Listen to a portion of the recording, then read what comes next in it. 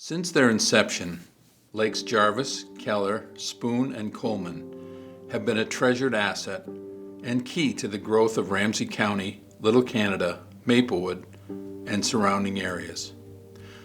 Lake Jarvis, named for settlers from the central part of Canada, along with Coleman, Keller, and Spoon, these 400 acres of interconnected lakes have been a source of fresh water, beauty, nourishment, and recreation for hundreds of years.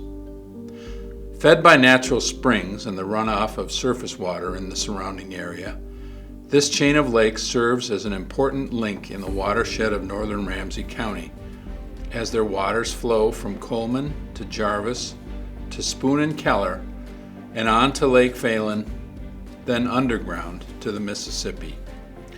The very existence of these lakes help our cities flourish and make them a more desirable place to locate homes and businesses. In fact, their shores offer the shortest commute from a full recreational lake of their collective size to the downtown areas of both Minneapolis and St. Paul. Residents of all ages from our communities and those that surround us actively enjoy these lakes by walking, biking, and jogging around them. Area residents also enjoy fishing and picnicking from the parkland on their shores. We are the homeowners living on the shores of these lakes. And even more than the county, local, and state authorities that oversee the maintenance of these lakes, we feel entrusted with keeping them clear and beautiful to see, responsible for keeping them clean and healthy to swim and boat in. And most of all, we are the first line of defense to act to protect them from the pollution and aquatic overgrowth that threaten their ecology, their plant ecosystems, and their very viability. We are KGSK Save Our Lakes.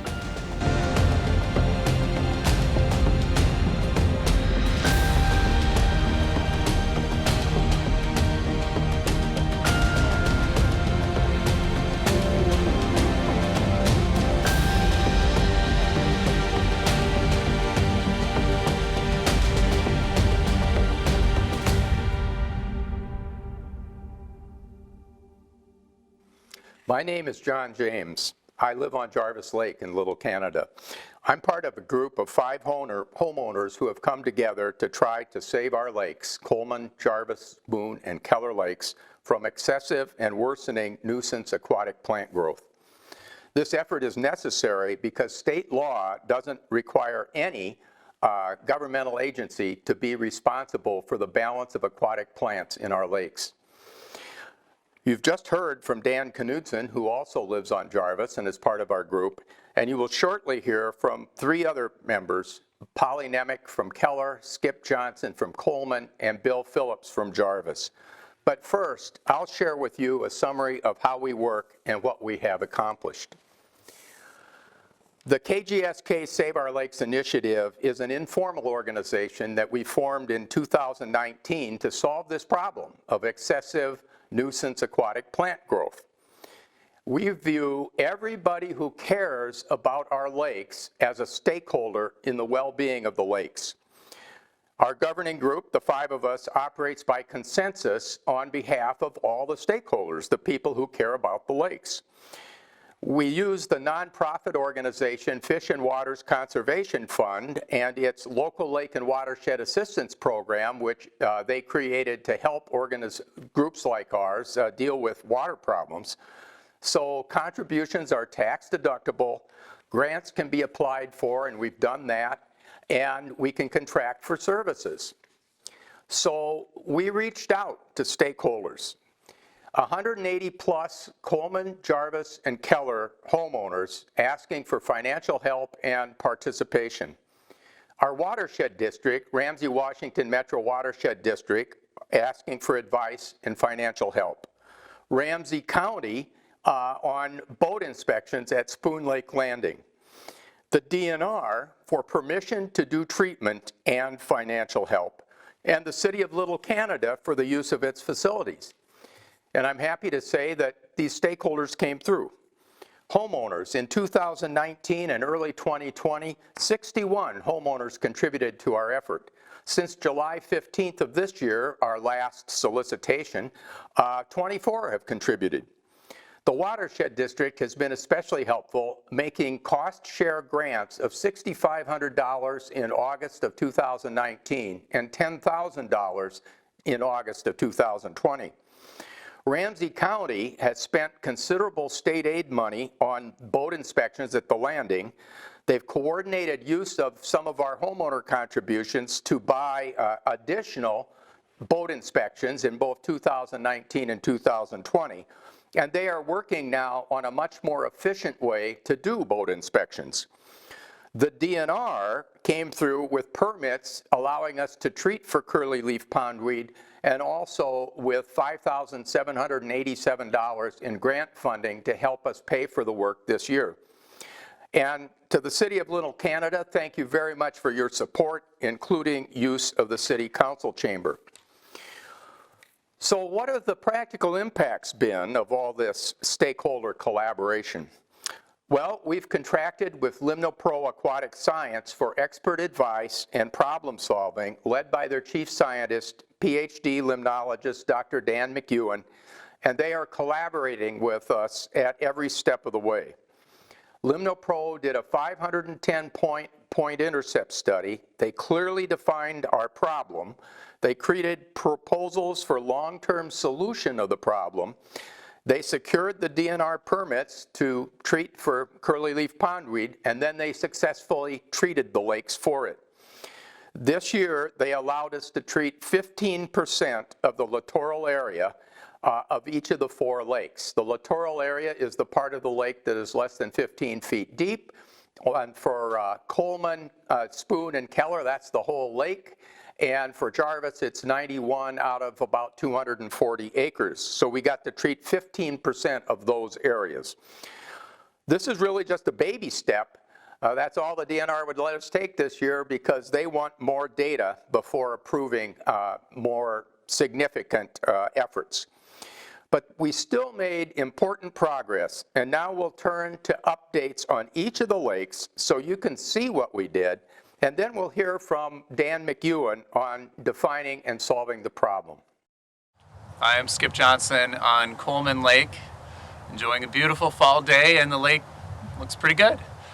We are really happy with the progress that's been made in the last year, from doing the scientific studies to understand the extent of our problems to getting to treat it so that we had a usable lake and recreational ability this year. There's a lot of work that has to be done. We're dealing with a challenging situation. It's a lake that's loaded with phosphorus and runoff and nutrients in this little chain of lakes with a big watershed. We're an urban area and there's shallow, nutrient-rich lakes. But we're hopeful as we continue on here that we're going to be able to make continued progress, address our problem of invasive species, make it so it's usable for fishermen and recreation, and people just enjoy the beauty and the nature that we've got here. But we want to be able to use it. And as many of the residents on this lake know, it has been nearly unusable in years past. It has been so dense with weeds that we have to do something. So thank you for the support, and we'll continue on. We're not done, but we've made progress.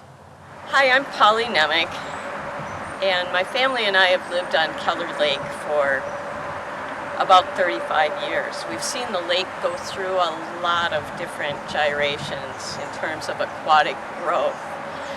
When we first moved here, the water was extremely green. There were always weeds in Keller. It's shallow. A couple of years ago, we weren't even able to get through the middle of the lake.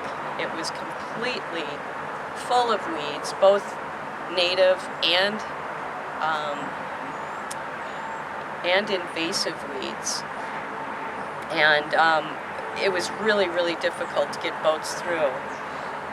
A group of homeowners got together this past year, and through science, through doing a lot of surveys, and identifying what weeds were in the lake, where they were, we were able to really target a lot of the weeds and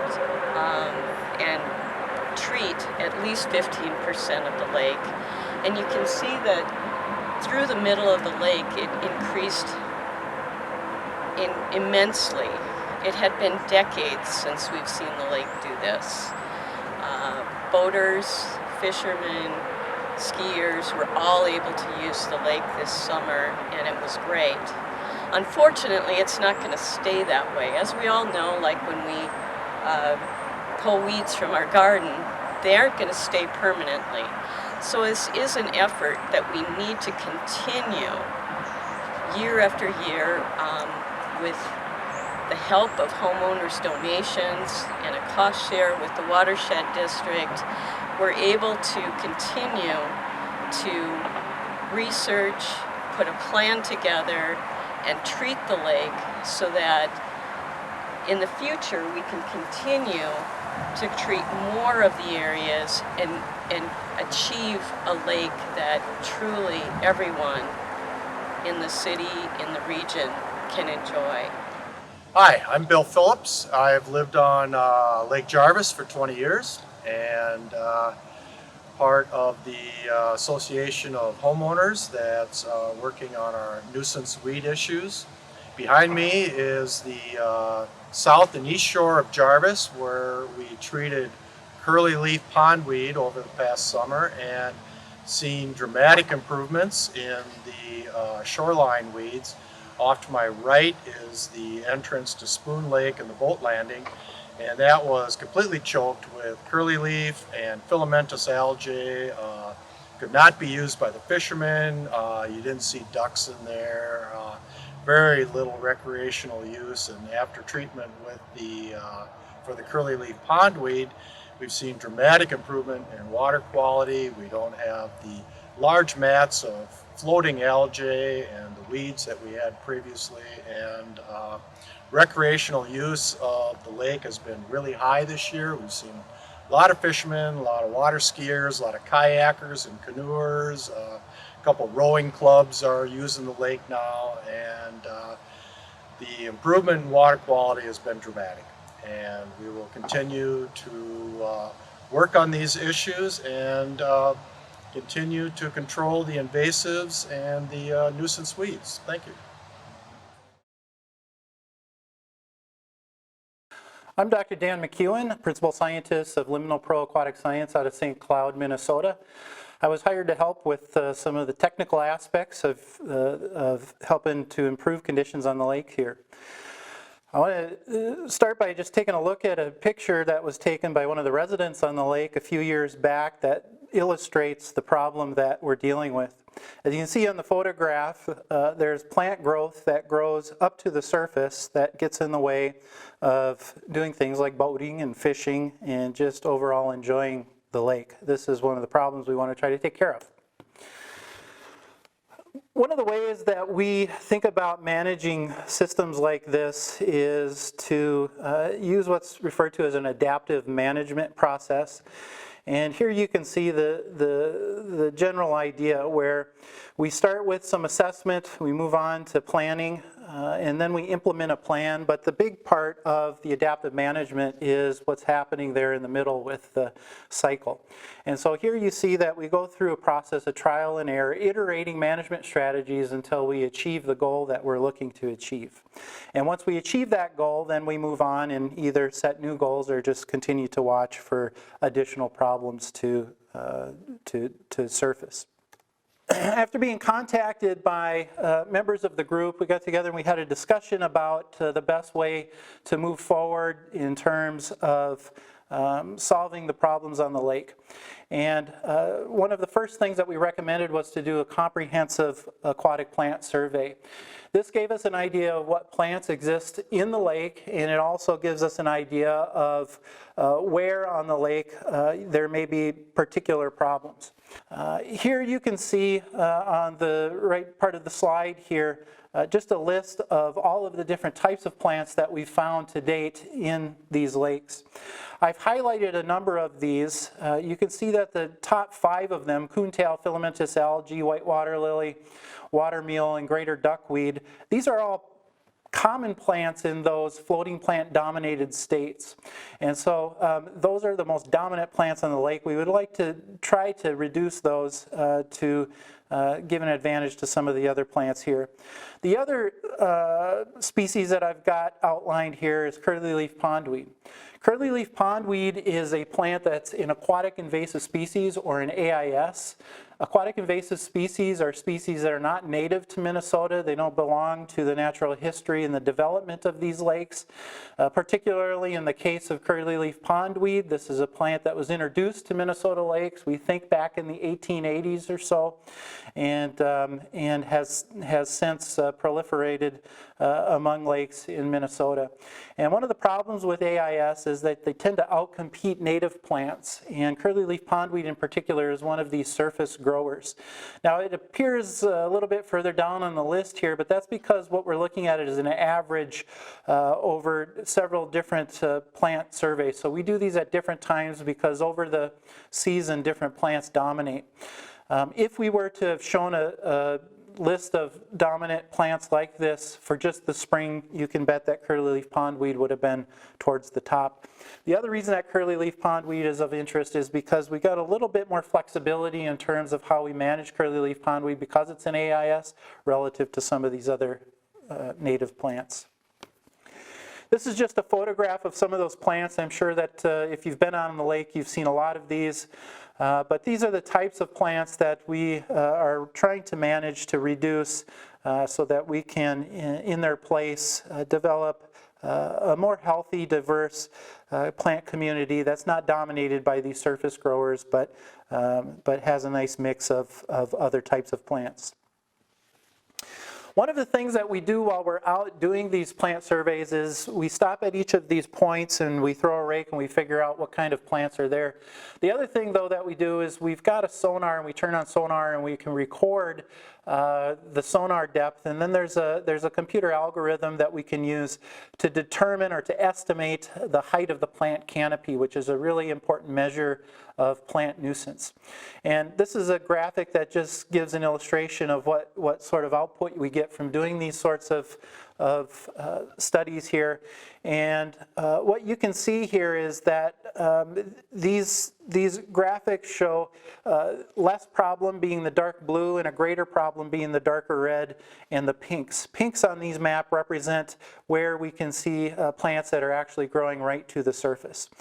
And so it gives us both a good indication of sort of the average condition of the lake over time, but it also gives us an indication of where there might be particular problems. So you can see at the bottom here that that the canopy depth in your systems to date ranges from between 3.5 feet and maybe 4.2 feet. In other words, that's about at the average height of the plant canopy under the surface of the water. And the coverage for the plant, in other words, how much of the area where plants can grow that's actually covered, is right at about 85%, and it's been such for just about all of the plant surveys that we've done. So that gives an average condition to the lake, but we recognize that people don't live in average conditions, and so really one of the benefits of doing this is to find those areas where there's above average growth in plants, and to prioritize those areas as we go through and manage those. The other reason that approach is nice, so on top of kind of figuring out what plants are where, figuring out what the height of the canopy is because we can plug this into sort of the current scientific framework for thinking about how plants are managed. And so one of the things we do at LimnoPro, and we really believe strongly in doing this, is to try to provide scientific solutions to problems. And scientific solutions means that we want to tie into all of the work that's been done in the past and that continues to be done in the present by some of the best scientists really on the planet. No single individual, including myself, can know everything there is to know about how lakes are managed. But one of the things we can do is we can reach out to that really rich, peer-reviewed, technical, scientific literature to see what's worked before and what doesn't work before. And we think that's just a much better solution relative to sort of doing things anecdotally or doing things in accordance with common sense, maybe even when that common sense comes from so-called expert. We find that in doing these sort of scientific efforts, sometimes our common sense observations, those first sort of gut reactions to what we ought to do and what we're seeing, aren't really right when we look at the data. And so we really believe strongly that looking at the science is important. When we're managing aquatic plants on a lake, we're really in a sense trading off benefits to users that want to be on the lake in terms of doing these things like boating and fishing and water skiing or whatever it is we like. But then there's also a conservation value. That is the value of the ecological integrity of the lake for habitat for fish and other organisms and such. And so we like this approach because it combines both of those and really attempts to trade those off. I will note that according to this framework, the way that the lakes look right now in terms of both the canopy depth and the coverage of the lake is both outside of where we like to see it in terms of lake usage, but also outside of where we like to see it for the conservation value in terms of things like fish habitat and such. So really, what we're trying to do is not only create a better habitat for the lake user, but also a better habitat for the critters that are using the lake. So what can we do? Well, there's a lot of different things we can do. This slide just shows a mosaic of some of the most common methods of managing plants. As you can see, we've got a lot of different strategies at hand. Which particular strategy we implement or we try really depends on a couple of different factors. One of them being the amount of funding that we have to try things. The other one being how much leeway we get from regulatory agencies like the Minnesota DNR. And we've heard from earlier meetings with the DNR how important the collection of data is. And so part of this process of collecting these data and doing some of this research is not only to inform what is the best way forward in terms of management, but also to satisfy that regulatory need for the appropriate data to allow us to do some novel and interesting things to bring about some changes on the lake. So that brings us full circle to this adaptive management process here, and I just added a couple of different points here. And so we've been able to, so we got this project started in 2019, and so far up to the present time, we've really been able to take a big chunk out of doing steps number 1 and steps number 2, the assessment and planning part, and we hope to largely have that in place by ice out in 2021. We're working hard on it now, looking at the data that we collected over this past year and comparing that to other data and trying to come together and formulate a plan. So we've done a lot of that, and really I see that we're going to be ready to launch off into step number 3 here, which is an implementation of the initial plan. And so I see in 2021 beginning some of these management procedures to bring about some change in the lake. The other part that I want to mention that, while we've been planning and thinking and collecting data, the group that's now called the KGSK Save Our Lakes Initiative has also started actual management. And so it was mentioned before that we were able to apply some chemical herbicide to the lake, and as you just heard from Skip and Polly and Bill, it seems like that herbicide application in early 2020 through those big navigational channels through the middle portions of those lakes seemed to have worked pretty well. And so we're hoping to not have to wait to have all of this in place before we plan on doing another round of those sorts of treatments to try to keep things cleared out there. I mean, in sum, we're looking forward to providing some technical assistance to the project here and working with the group, and just really excited about sort of the novel approach that's being put in place here, and we look forward to the results that should come.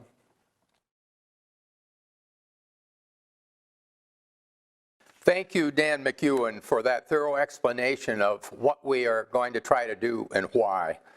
This fall, we're going to be consulting with stakeholders and meeting with the DNR on developing a multi-year plan for adaptive management, including coordinating the annual shoreline treatments that many homeowners order up every year into the big picture. We're going to work really hard to get DNR approval.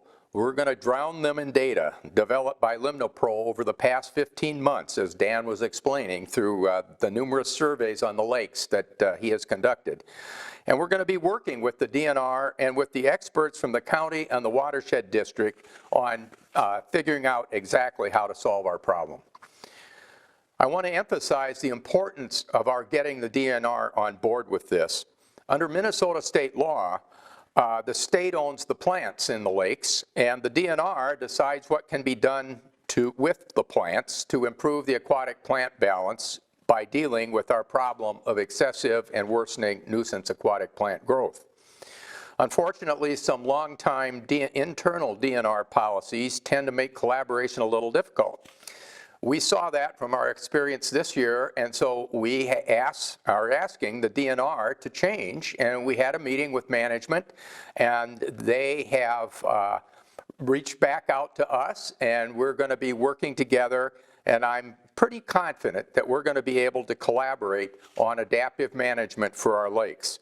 If we do that and succeed, that's going to be terrific for these lakes and for all the stakeholders involved in them, and may even have statewide significance if the DNR finds favor with the approach we're taking.